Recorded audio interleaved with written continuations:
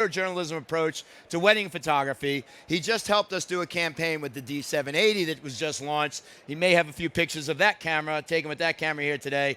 Nikon ambassador Cliff Mautner from Philadelphia, Pennsylvania. Thanks, brother. Or sort of around there. Sort of around there, yes, yes. My studio is right outside of Philadelphia in Haddonfield, New Jersey. And anything around there is considered Philadelphia, just like anything in the New York suburbs is considered New York. And regardless, thank you for sitting here. Thank you for listening.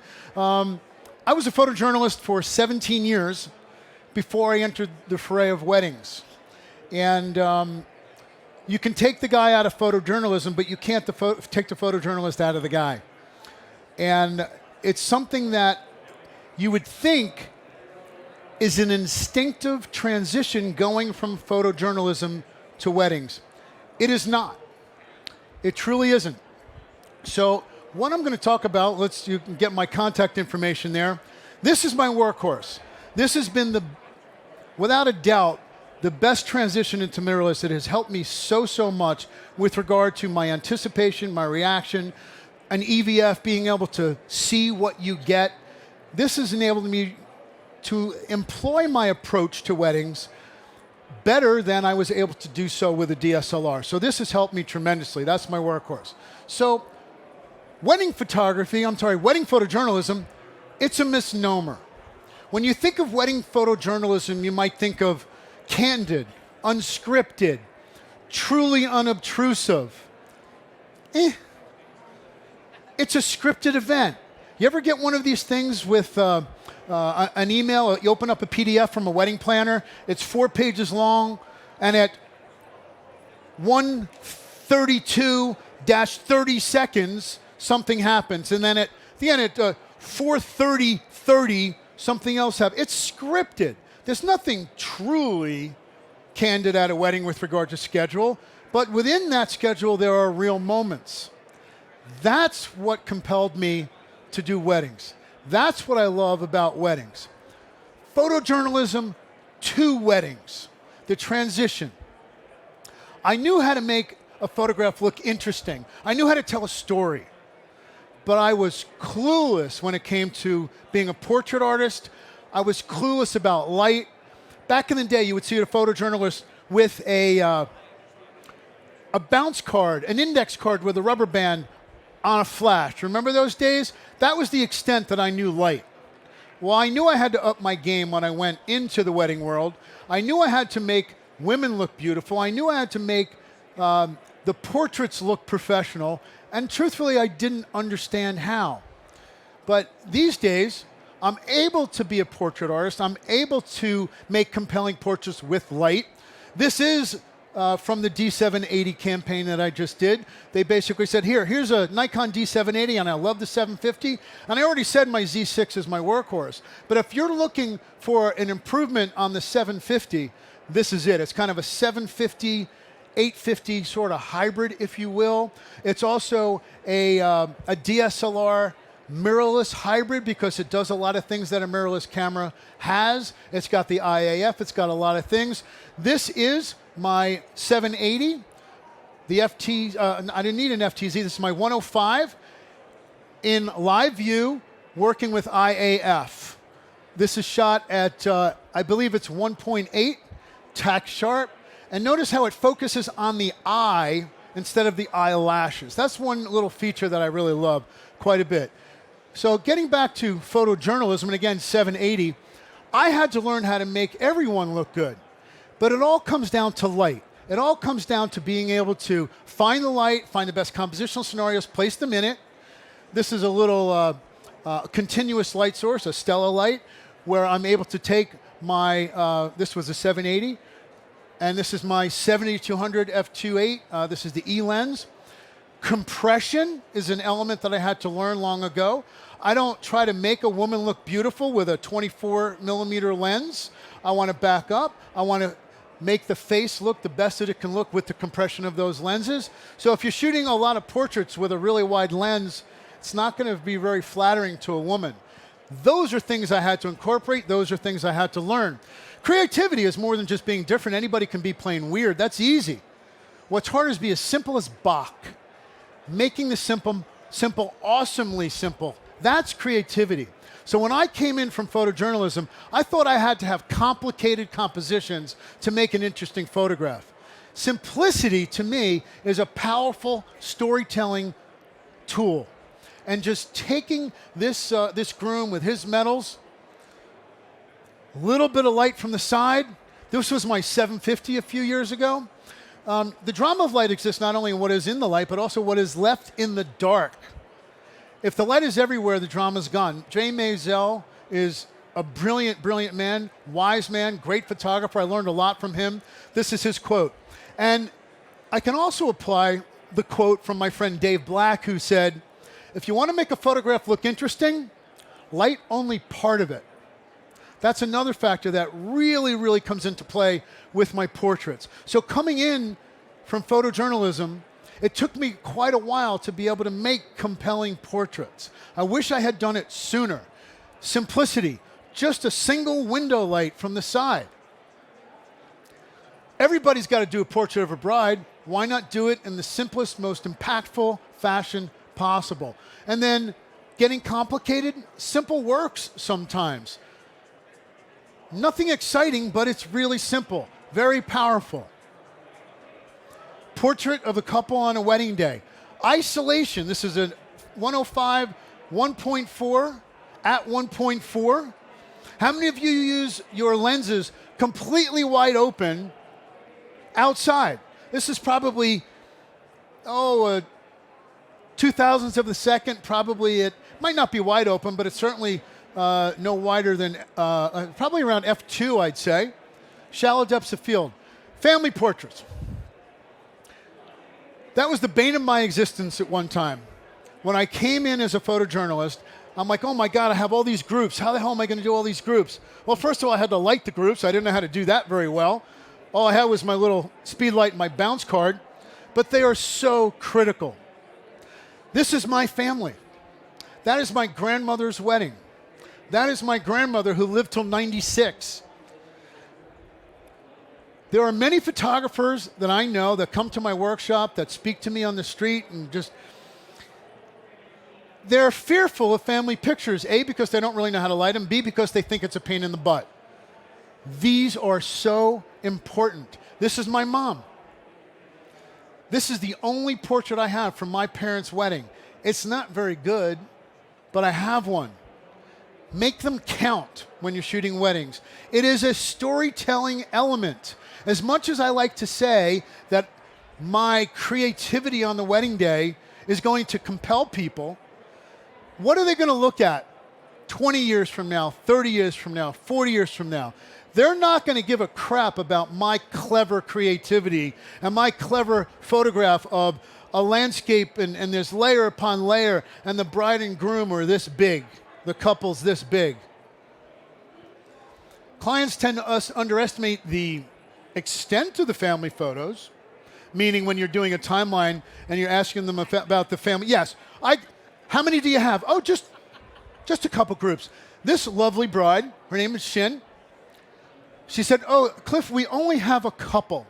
Don't worry, only a few family members. Seriously, don't worry about it. We'll be good. I had 5 minutes to do these. I am losing my stuff here, and because these giant groups of people, she's like, I'm telling you, we're almost done. Which really, there's only a few more. And then, oh my God. I'm pulling my hair out of my head. However, I'm glad I did them. They included them into an album. These are obviously very, very critical to these people. Very, very important.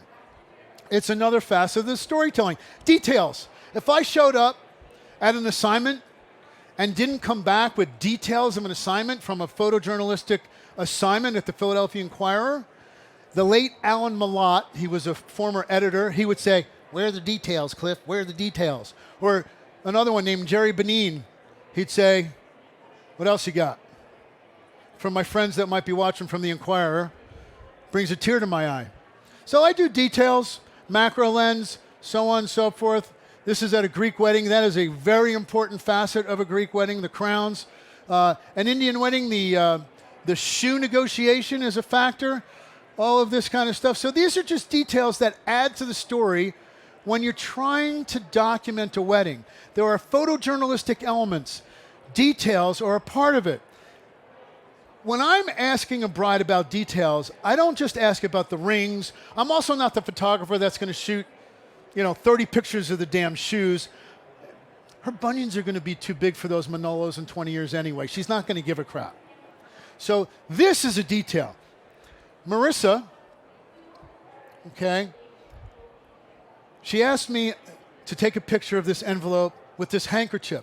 This handkerchief has been in this family and walked down the aisle by every single bride in this family since 1887. That's a freaking detail. That's important. This is what details to me are about, not just the bouquet, not the shoes, not the veil over the shoes. Of course, those are nice to give and nice to have and nice to shoot.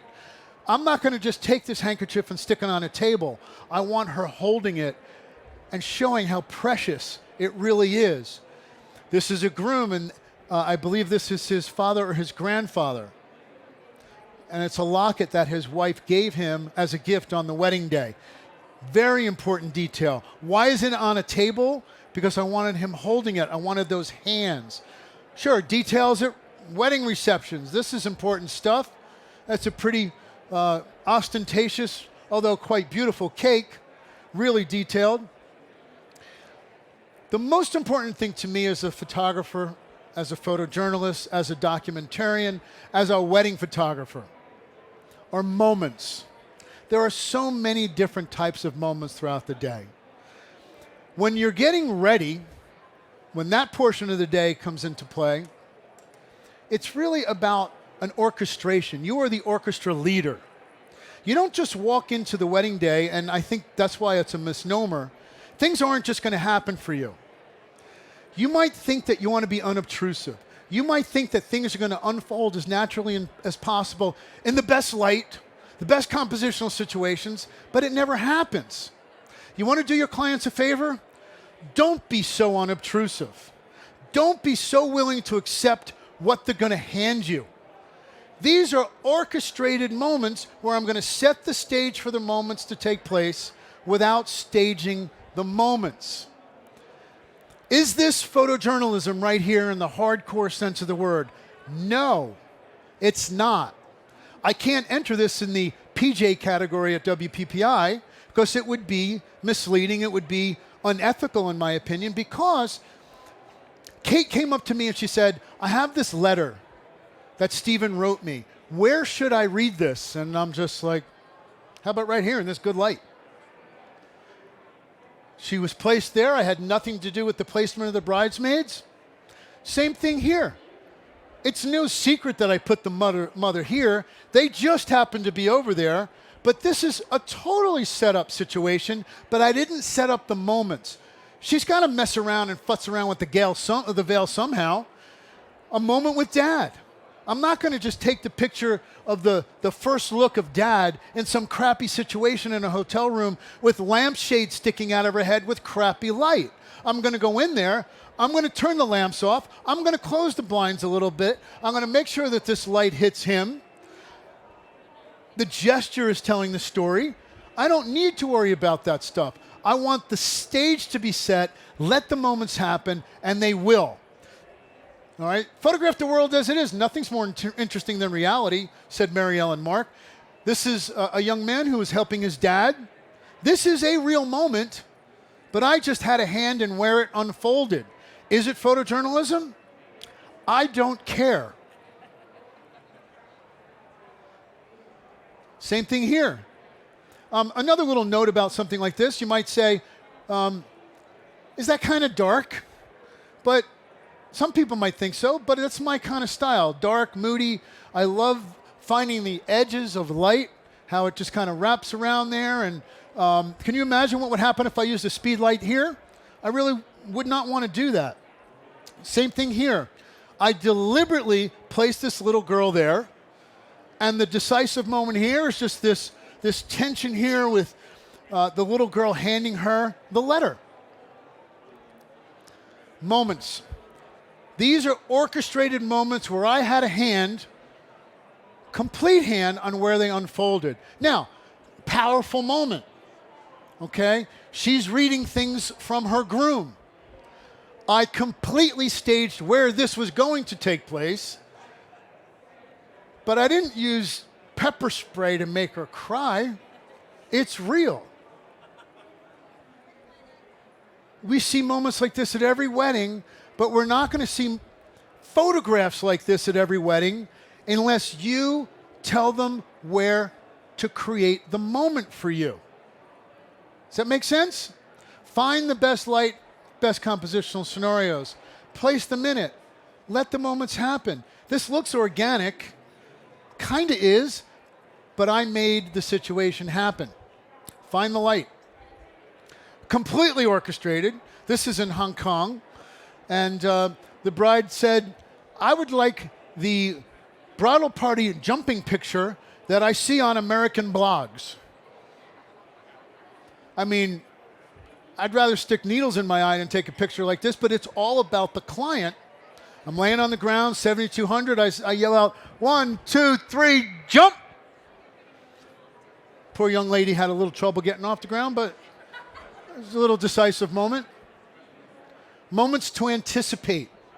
So we had orchestrated moments, moments to anticipate. The first look.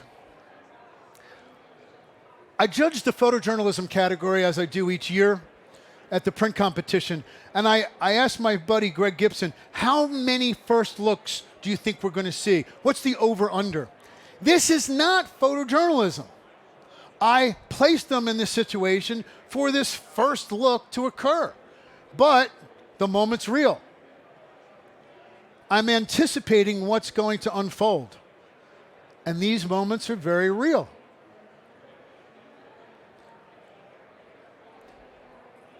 The exchange of a bride to dad at a ceremony. You have to anticipate moments like this. This is under a chuppah at a Jewish wedding. There's always going to be 2 glasses of wine shared under this chuppah. Expect it, anticipate it, capture it. You need to know these things, educate yourselves. When the bride's walking down the aisle, I'm going here, here, here, here. You know he's going to react somehow. Anticipate it. Then, just as there's anticipatory moments, there's reactionary moments. Things that maybe you don't totally expect that just tell the story. There's your cover your butt moments. Moments that you damn well better capture, or there's going to be questions that you're going to need to answer later. Give me an example of one. Come on, you know the one I'm going to say, right? The first kiss. Okay, that's in here. This is at an Indian wedding. This is really they're pouring rice over one another's head. This is a wonderful, basically it's a symbol of prosperity to do so. It's a lovely moment. And another thing about this, you see how close I am to this subject? This is my Z6 FTZ 16 to 35 millimeter lens. I'd probably use the 14 these days. Okay, I guess it's the 14 to 24, the Z lens. But this is my my 16 to 35, and I'm right there. I have to capture this, guys. Have to capture it. Otherwise, there's hell to pay. This is a Greek wedding, very, very integral part of this ceremony. The crowning at a Greek wedding. I'm specifically asked by my Greek clients to show them pictures of the crowning during a Greek wedding. You better have some to show. The exchange. You have to react. This is so important. This is a cover your butt moment. Oh, the kiss. I have never missed a first kiss. There have been a few times I've had just that little bit of separation, but it's still there. You can't miss it. Oh, this was a cover my butt moment. It rained for most of the wedding day, and I didn't get a whole lot of outdoor portraits. We're in the reception, and somebody screams out, "It's a rainbow!" Everybody flooded out. I'm like, a little rolling the eyes in the back of my head. I hope the client's not watching, but I made a nice picture. They're lovely people. And I was happy to get this for them. But later on, they would have said, did you get the rainbow? If I would have said no, I don't think that would have been very good. Quiet moments. Quiet moments. These are things that the couple or people share during the day, okay, that you need to observe. You need to look out for. That says something about the chemistry, about the personality of these subjects, these people. Very quiet. You'd miss this if you don't look for it and observe it. I love this picture. I really do like this picture very much. After a ceremony, they're just checking out their rings. Okay, this is a quiet moment that they took after their ceremony. They're alone. I peek in and I see this, okay? Portraits, environmental portraits. So when we think about portraits themselves, we don't think of them as documentary. But I'm here to tell you, when I was with the Inquirer, Philadelphia Inquirer, not the National Enquirer, the bulk of my assignments were environmental portraits for feature sections, editorial pages. Now, I had to get this picture. It's another cover your butt photo, but this is a carousel photo at the Please Touch Museum. Very prominent piece of the environment there, and I had to capture this. I talked about in my masterclass how this was made. Way too complicated because it racks my brain, but it's ISO 50, f22, I think it's a quarter of a second, handheld, speed light at full power, grid spot on the speed light, blah, blah, blah, blah, blah. You got to make it.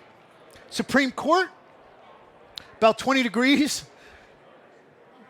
Environmental portrait. They wanted some iconic places in Washington, D.C. This is the Liberty House. This is an iconic photo that's taken at the Liberty House. A little bit of a different take with a little bit different light. This is a lovely portrait that I did recently for the 780 campaign. This is a D780. Once again, I'm using my IAF here.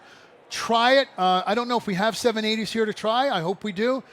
Put it in live view and mess around with the IAF. I shoot this a lot right through the LCD and just, it's really kind of cool. So I'm composing with the tilt screen. It's really a cool way to shoot, almost like a filmmaker. Environmental portraits. Boathouse Row. Make these. This is a light painting, 30-second exposure. Hit it. Little stylus light on them. Stella light in the background. Blah, blah, blah. Long exposure. Environment. Decisive moments. Anybody know who Henri Cartier-Bresson was? He coined the phrase, decisive moment. The horse had an allergy. It sure did. This won a Grand Award a couple years ago for PJ. There were 4 frames or so, and this one was just the most serendipitous of them all.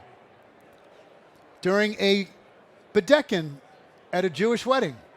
Decisive moments, found moments, moments that you stumble across. She's out, she's overlooking the ceremony area. He's waiting to walk down the aisle. This is in the sacristy. This is in Mexico. Jesus is not photoshopped. He was really there. And then I always try to go out and find the bride when she just arrives with dad. Nice little reflection there. Self-explanatory. Dad a little bit upset that his daughter's getting married. Found moments. You find these. Look for them. If you don't look, you won't find. Nice little play between grandfather and granddaughter. And this was just a few weeks ago.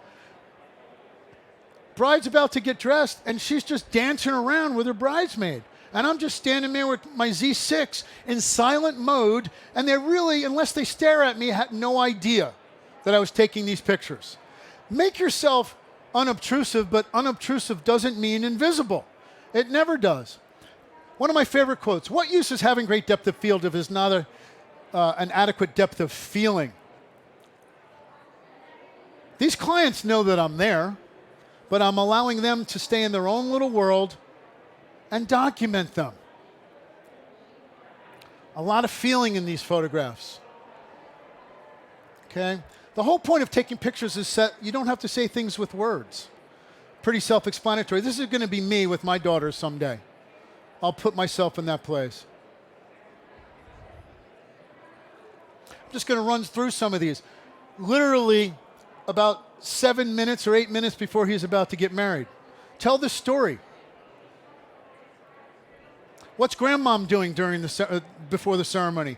The thing that's important to know is that you never know. You're always sort of feeling your way. Always be ready because you don't know what's going to happen on the streets of Philadelphia.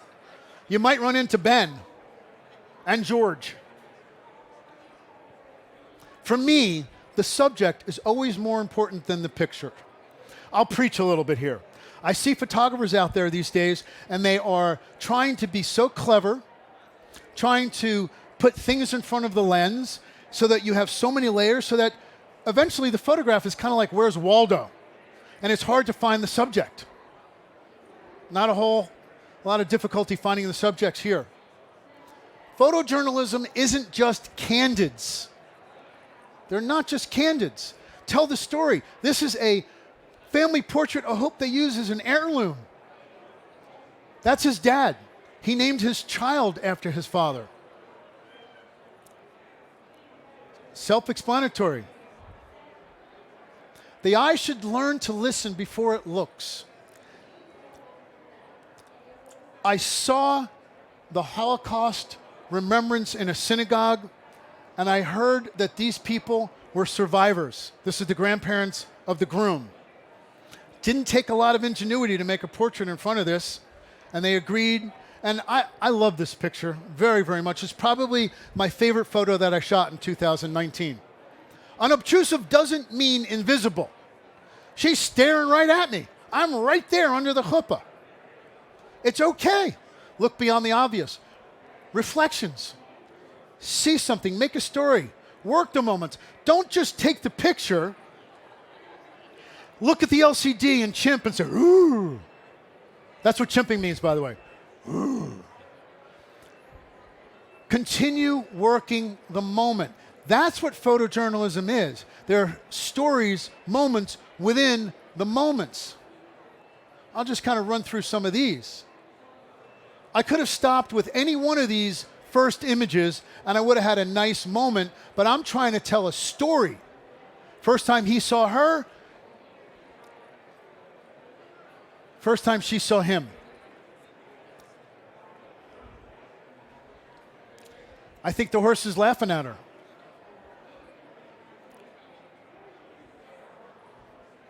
Every so often we're reminded of why we do what we do, no matter how experienced we become. This was one of my favorite weddings I've ever done. And I'm just going to run through it. It's one of the very first same-sex marriages in the state of New York. Don't shoot what it looks like, shoot what it feels like. I love this quote. This photo gave me goosebumps. But the emotions, the joy that these women were able to get married, I don't know if I've ever felt quite as privileged.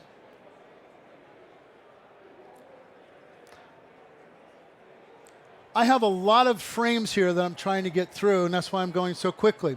Receptions. Use your light wisely. Tell the story. Anticipate, react. Horror. Sparkler exits. Then there are deeply personal moments. Moments that are very, very moving that these people are going to remember for the rest of their lives. And it's our job to capture them. His wife had passed recently.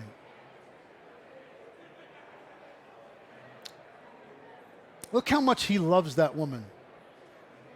It was so nice to go back over a 20-year wedding career and pull some of these images out. You can look at a picture for a week and never think of it again. You can also look at a picture for a second and think of it all your life. That's what this photo did for me. That's his grandparents buried there. Create images that may stand the test of time.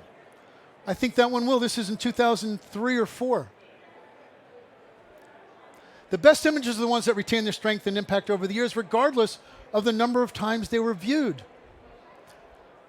He's a recent widower. The processional had begun, and I focused upon him as opposed to the others. It was anticipation that made that photo for me.